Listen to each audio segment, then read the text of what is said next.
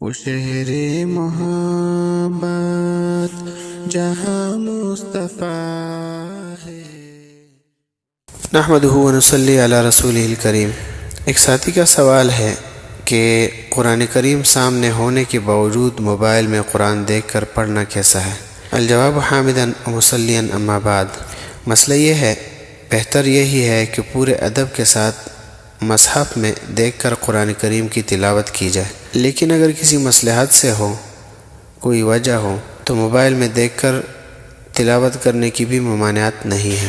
بیہقی کی روایت ہے، عن عبداللہ بن اوس الثقفی عن جدہ رضی اللہ عنہ قال قال رسول اللہ صلی اللہ علیہ وآلہ وسلم قراءۃ القرآن فی غیر المصحف 1000 درجۃ وقراءته فی المصحف تضعف علی ذلک 1000 درجۃ۔ جلد نمبر 2 صفحہ نمبر 407۔ اسی طرح بیہقی کی دوسری روایت ہے، عن عبداللہ رضی اللہ عنہ قال قال رسول اللہ صلی اللہ علیہ وآلہ وسلم من سرہ ان یعلم ان یحب اللہ ورسولہ فلیقرأ فی المصحف، یعنی جس شخص کو یہ بات خوش کرے کہ اللہ تعالیٰ اور اس کا رسول اس سے محبت کرے تو اس کو چاہیے کہ مصحف میں تلاوت کرے۔